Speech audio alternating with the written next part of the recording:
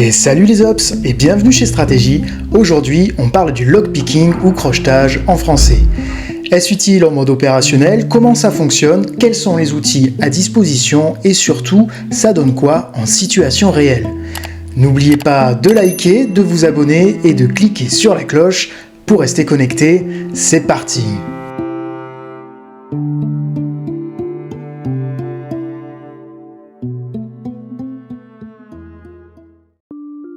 Les outils que je vais vous présenter sont tous accessibles au grand public. On les trouve sur des sites spécialisés de crochetage de serrures ou encore sur Amazon ou AliExpress. Je vais vous découper la vidéo de façon à ce que vous ayez accès aux différents chapitres avec plus de facilité. D'abord, le fonctionnement d'une serrure, puis le kit de base du lockpicking avec ses différents crochets et tendeurs. Je vous présenterai également un outil un peu plus spécialisé de crochetage, le pick gun manuel et le pick gun électrique. À la fin de la vidéo, je vous montrerai ce que ça donne dans un contexte opérationnel simulé sur une mission de renseignement, alors regardez bien la vidéo jusqu'au bout.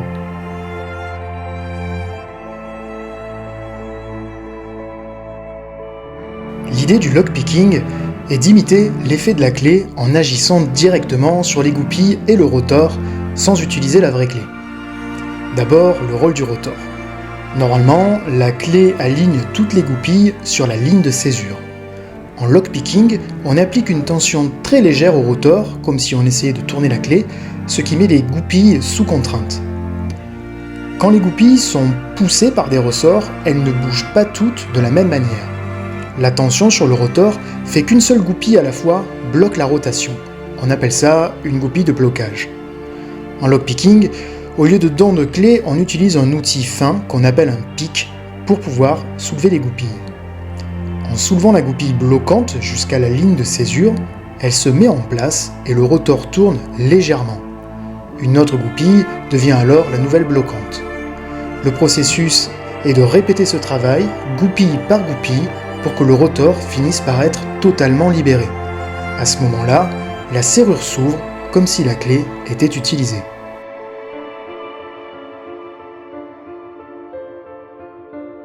Voici un kit de base de lockpicking facilement trouvable sur internet. On y retrouve les différents crochets à utiliser en fonction des serrures rencontrées, mais également les tendeurs permettant d'exercer la pression sur le rotor. La première chose à savoir est le sens d'ouverture du rotor ou barillet. Pour ça, rien de plus simple. On insère notre tendeur ou entraîneur dans le rotor et on vient tester un sens d'ouverture. Un côté sera immédiatement bloqué, tandis que l'autre bougera légèrement, vous indiquant le sens d'ouverture. La première technique que j'ai utilisée pour ouvrir des serrures simples est la technique du raclage.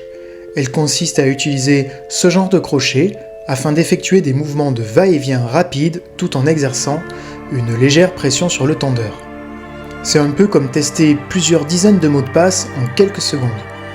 Cette technique est assez basique et ne fonctionne généralement pas sur des serrures sophistiquées. Une fois que l'on comprend le fonctionnement de base du lockpicking, on a très vite envie de passer à des serrures que l'on rencontre dans la vie de tous les jours, et donc à la seconde méthode, le goupille par goupille. Toujours en exerçant une légère pression sur le rotor, on insère un crochet pour venir trouver les goupilles bloquantes. Le but est de chercher la goupille qui ne rebondit pas au passage du crochet. Lorsque trouvé, on enfonce la goupille à l'aide du crochet jusqu'au clic, puis on passe à la suivante. La méthode consiste à recommencer le test des goupilles à chaque passage jusqu'au déverrouillage complet du rotor. Ça paraît facile, mais on s'aperçoit très vite qu'on met parfois trop de pression sur l'entraîneur ou qu'on bourrine beaucoup trop les goupilles. Il faut être léger et méthodique. Je vous conseille de vous entraîner dans un premier temps sur des cadenas transparents spécialement conçus pour les débutants, puis sur des cadenas un peu plus basiques de supermarché, et enfin sur des serrures de base.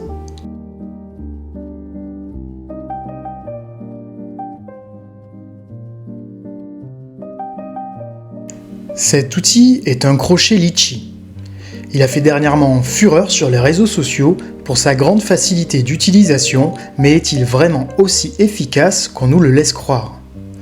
Déjà, ce qu'il faut savoir, c'est qu'il existe un crochet litchi par type de serrure.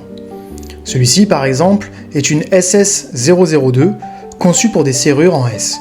Vous ne pourrez l'utiliser que sur ce type de serrure. Donc côté polyvalence, c'est pas trop ça. Par contre, là où cet outil est vraiment pratique, c'est qu'il est 2 en 1. Il comprend le crochet et l'entraîneur en même temps, ce qui en fait un outil très ergonomique. Pour l'utiliser, rien de plus simple. On l'insère dans la serrure adéquate, puis il suffit d'aligner notre pic sur le numéro de goupille et d'exercer une pression. Est-ce que ça marche ? Oui, et c'est assez impressionnant lorsque, comme moi, on pratique avec plus ou moins de galère le lockpicking depuis plusieurs années. Je pense qu'il faut toutefois avoir une expérience en crochetage goupille par goupille pour pouvoir comprendre et profiter pleinement de cet outil.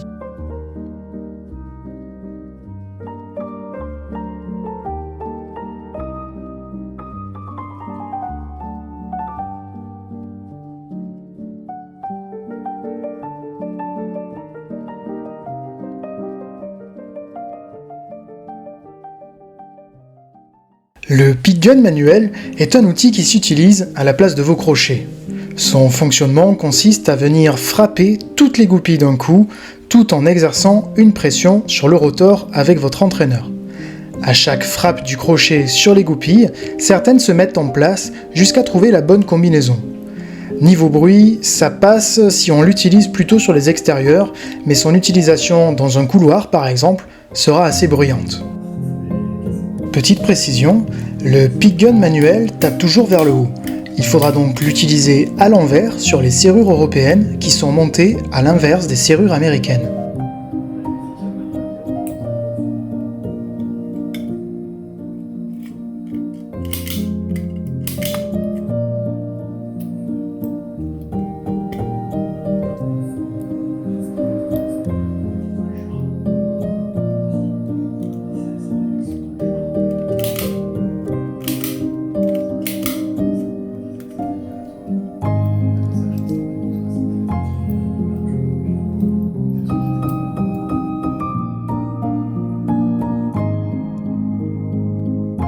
Le pick gun électrique travaille de la même façon que sa version manuelle, mais beaucoup plus rapide. Le modèle que j'utilise est un entrée de gamme facilement disponible sur internet. On va pas se mentir, il est assez bruyant, surtout si vous recherchez une utilisation opérationnelle.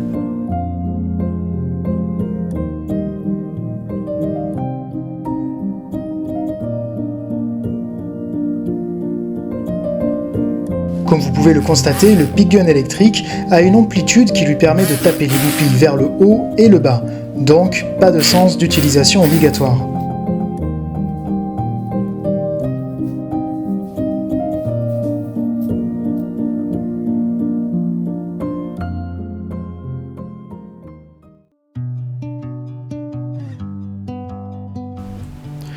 Alors notre mission, c'est une mission de récupération de renseignements dans un appartement. Voici la photo satellite. Notre cible, c'est un homme d'affaires, il est absent entre 12h et 13h tous les jours, donc c'est à partir de ce moment-là qu'on va faire notre mise en place et qu'on va récupérer donc les documents. Donc le renseignement récupéré, ce sont des documents qui sont confidentiels, liés à l'entreprise de cette personne, et on sait qu'ils sont stockés dans une valise à l'intérieur de l'appartement. La méthode, donc on va faire du zéro footprint, donc ça c'est tout simplement qu'on va essayer de laisser le moins de traces possible. Donc il va nous falloir un prétexte qui va être je cherche mon chat et je ne trouve plus la sortie. Donc ça peut paraître un peu rigolo comme ça à premier abord, mais on va voir que c'est le genre de phrases qui peuvent être vraiment utiles dans ce type de situation. Donc l'articulation de la mission. Notre point d'entrée, donc ce sera le portail des véhicules. Alors pourquoi le portail véhicule et pas le petit portail piéton qui est du côté nord-est du bâtiment? Parce qu'en fait le portail, tout ce qui est portail piéton, il y a 2 portes qui sont ultra sécurisées, que concrètement on ne pourra pas crocheter ou alors ça va être très difficile, il va falloir y passer de longues minutes en fait. Et là quand on est dans un cadre de mission comme ça, le but, c'est de choper le renseignement le plus rapidement possible. Donc s'il y a une fenêtre ouverte, par exemple, on va favoriser la fenêtre ouverte. On va éviter de passer trop de temps sur certains types de portes. Et il faut vraiment qu'on arrive à trouver le point le plus vulnérable du bâtiment, et donc là en l'occurrence ça va être notre portail véhicule. Donc le but, on va stagner un petit peu devant le portail, un petit peu caché dans une voiture, et on va saisir l'opportunité quand une voiture sort du bâtiment. Il y a quand même des entrées et des sorties très fréquentes dans le bâtiment, donc nous on va favoriser une sortie de véhicule pour éviter de rentrer en même temps qu'un véhicule, et donc on va se faufiler derrière ce portail et on va se diriger au niveau de notre cercle rouge qu'on voit là sur la photo du haut, qui nous donne en fait l'accès au premier sous-sol. Au premier sous-sol, on a un ascenseur, toutes les portes ne sont pas sécurisées. Du coup, on peut monter au niveau de notre appartement au +1, sur lequel on fera une ouverture fine. À l'intérieur de l'appartement, on ne sait pas s'il y a d'autres portes à ouvrir, on ne sait pas exactement ce qu'on va trouver à l'intérieur de l'appartement, on n'a aucune photo, il n'y a rien qu'à transpirer. Et au niveau de l'ouverture de la valise, on sait qu'il y a un cadenas sécurisé dessus, au minimum. Les autres actions, ça va être la remise en place des documents. Alors pourquoi est-ce qu'on va les remettre en place? On ne va pas les garder avec nous, on ne veut pas que notre cible s'aperçoive qu'il s'est fait voler des documents. Nous, tout ce qu'on veut, c'est ce qu'il y a écrit sur les documents. Donc vous verrez, il y a des techniques pour ça. On prend des photos de façon à ce que quand on va repositionner les documents, ils soient exactement dans la même position. Et notre sortie, on récupère notre ascenseur au niveau 0, donc au rez-de-chaussée cette fois-ci. On ne peut pas sortir par le point par lequel on est entré parce que c'est au sous-sol et qu'il y a un code sur l'ascenseur. Donc on ne pourra pas retourner au sous-sol sans avoir ce code. Donc on ne se prend pas la tête, on va au rez-de-chaussée et on emprunte la sortie piétonne. Donc on rentre encore un petit peu plus dans le détail. On voit donc notre équipe de renseignement a récupéré des plans, en fait tout simplement des plans de bâtiments incendie. Donc voilà le parcours qu'on va faire au niveau des sous-sols. Donc tous ces rectangles qu'on voit un petit peu partout, ce sont des garages. Donc nous, notre parcours il est assez simple, on fait que tourner sur notre droite jusqu'à ce qu'on tombe au niveau donc d'une espèce de sas qui mène à l'ascenseur. Voilà l'ascenseur en question, donc on n'a plus qu'à le prendre. Aller au premier étage. En sortant de l'ascenseur, c'est au fond à droite. Voilà à quoi ressemble la porte, et notre équipe de renseignement donc nous a pris une photo de la serrure, qui est une serrure de la marque Tirard, niveau 9 sur 10. Alors pourquoi est-ce que le renseignement va jusqu'à ce point-là? Eh bien tout simplement, déjà il teste. Petit à petit, on appelle ça des pen tests, donc des tests de pénétration, et en fait on voit jusqu'où est-ce qu'on peut aller à l'intérieur du bâtiment sans faire quoi que ce soit. Le but c'est pas de s'amuser à s'ouvrir, à crocheter en fait toutes les portes du bâtiment, on s'en fout. Le but c'est vraiment d'aller choper les documents le plus rapidement possible et de sortir du bâtiment. Donc là sur cette porte là on va favoriser une ouverture fine, parce que c'est discret et rapide à la fois. Donc on va récupérer notre kit.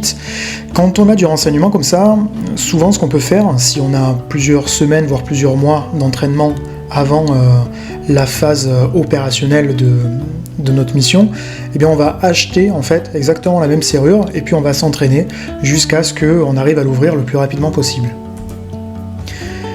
Pour la sortie, donc comme on disait, une fois la mission accomplie, on récupère notre ascenseur, on va au rez-de-chaussée, et là c'est très simple, on va tout droit, on passe le sas, on récupère notre petit chemin, on longe le chemin, on longe les buissons, et ensuite on voit qu'on a notre portail de sortie, et une fois qu'on sort par le portail, la mission est terminée.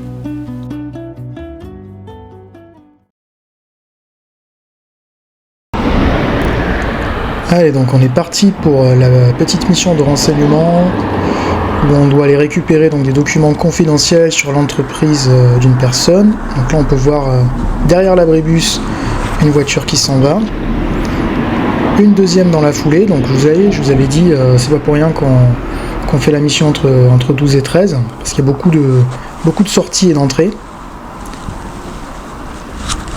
On se rapproche un peu et là j'ai une troisième voiture qui va sortir, donc j'attends un petit peu. Je fais mine de regarder mon téléphone et dès qu'elle part, on emboîte le pas. Et c'est parti. À partir de maintenant, eh bien, j'ai mon prétexte numéro 1. Qu'est-ce que vous faites ici, monsieur? Eh bien, je cherche mon chat. Il est en train de se battre et depuis tout à l'heure, j'essaie de l'attraper, mais il a peur, il est terrorisé. Il n'arrête pas de partir. Je l'ai vu passer sous les voitures. Là vous voyez pas, mais derrière moi il y a une voiture qui va pas tarder à essayer de rentrer et qui va ouvrir en fait le second portail que vous allez voir là qui est fermé et qui va pas tarder à s'ouvrir. Donc comme la voiture est pas loin, je me mets dans un petit angle mort et avant qu'elle rentre, je vais m'insérer rapidement à l'intérieur du parking souterrain. Voilà, la voiture arrive, allez on se dépêche un peu.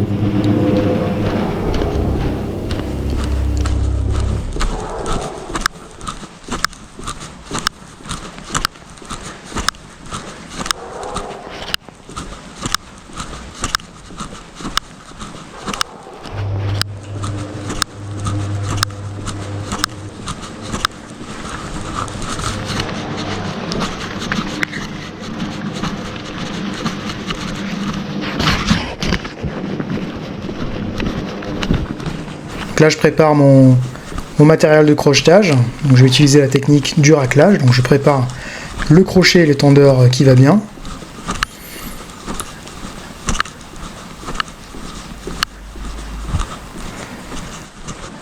La double porte sas qui m'emmène dans la pièce dans laquelle il y a mon ascenseur et à partir de là j'ai accès à tous les étages.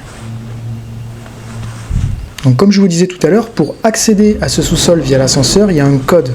Le code, je ne l'ai pas. Donc quand je sortirai, j'irai directement au rez-de-chaussée et je partirai par la sortie piétonne.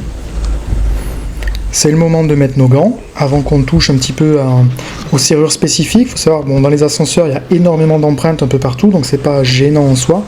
Mais à partir du moment où vous allez intervenir sur la poignée de la personne cible, eh bien on met des gants, tout simplement. Allez, le bout du couloir à droite. Et là, on perd pas de temps. On insère donc notre tondeur. On utilise le crochet et on fait les mouvements de va-et-vient en jouant un petit peu avec notre tondeur.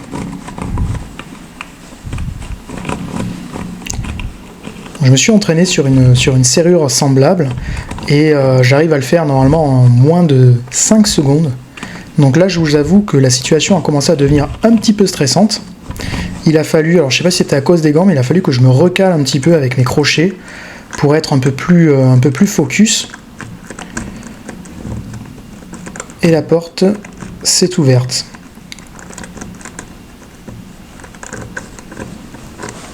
Donc là, mon tendeur, je peux pas faire un tour complet, donc j'ai fait un quart de tour et un autre quart de tour pour terminer d'ouvrir la porte. Une fois qu'on est là, on peut souffler un peu. Donc pour info, on a du renseignement dehors qui nous appelle au cas où on voit évidemment notre cible qui revient. On va dans la chambre et qu'est-ce qu'on trouve évidemment? La valise, et on s'aperçoit qu'il y a un autre cadenas. Alors le cadenas, c'est un cadenas de type master qui a une force de 9 sur 10 en protection. Donc comme je vous ai déjà montré la technique du raclage, je me suis dit que là j'allais utiliser plutôt le pick gun manuel. Et on voit là que j'ai un petit souci avec mon tendeur qui est trop épais. Donc on a le temps, on ouvre le petit kit, on récupère le bon tendeur. Et une fois qu'on l'a trouvé, on vient commencer à crocheter et de mettre nos coups de pick gun manuel.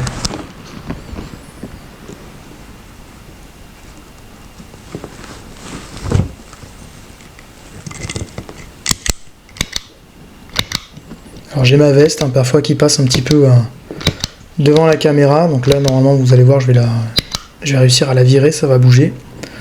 Vous allez pouvoir voir la méthode correctement.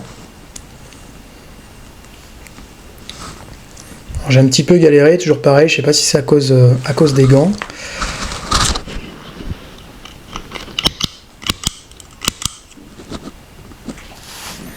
Je sais pas si vous voyez bien, mais du coup je prends mon pick gun à l'envers, du coup sur ce type de serrure, mais là on peut bouger le cadenas comme on veut, donc du coup en fait je décide de pas galérer, je le bouge un petit peu, je mets mon pick gun dans le bon sens, j'envoie un clic ou deux et paf, ça s'ouvre dans la foulée. Donc on voit vraiment que le pick gun manuel il est super bien efficace.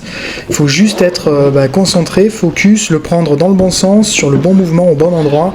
Et en général en 3, 4 voire 5 tapes maximum, le cadenas il s'ouvre.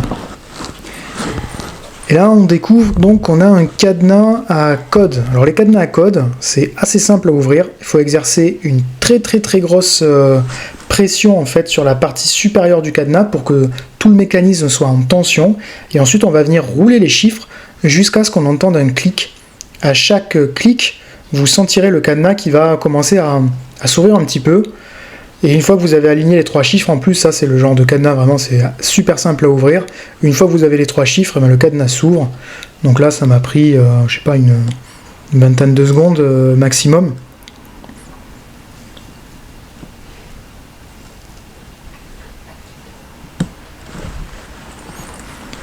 Ça s'ouvre, et là donc on fait attention de ne pas mettre trop le bazar. Donc on sort le téléphone, on prend le renseignement dont on a besoin. Donc là, ça va être des photos.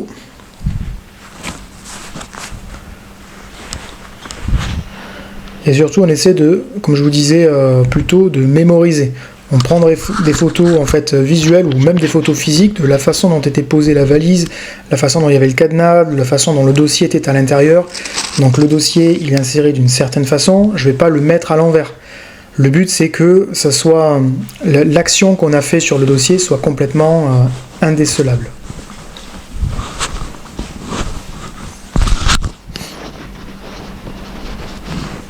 Allez, on se reprépare, on remet les documents de la façon dont on les a trouvés, au bon endroit. On vient fermer la fermeture au même endroit où elle était. Donc ça, c'est un point important. Moi, par exemple, quand j'étais dans l'armée, je mettais toujours mes fermetures éclairs sur le haut de mes sacs. Donc je savais, rien qu'en le touchant, même la nuit, que c'était mon matériel, parce que je savais où était la fermeture éclair. Donc là, c'est exactement pareil, on utilise le même procédé.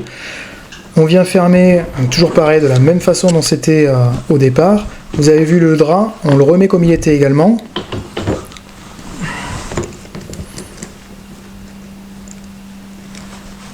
On remet notre cadenas, là on respire un bon coup, on récupère le matériel, il faut qu'il n'y ait aucune trace de notre passage. Et une fois que le matériel est récupéré, c'est assez simple, on va venir sortir, effectuer notre petite exfiltration. Et on enlèvera les gants uniquement à l'extérieur de l'appartement, évidemment, pour ne pas laisser d'empreinte à l'intérieur. On touche à rien, on touche pas aux portes, on touche à aucun objet. La porte, c'est une porte qui s'auto-ferme en se claquant, donc rien de plus simple. On sort de l'appartement, on claque notre porte, et là, on n'a plus qu'à rejoindre notre ascenseur et à quitter les lieux.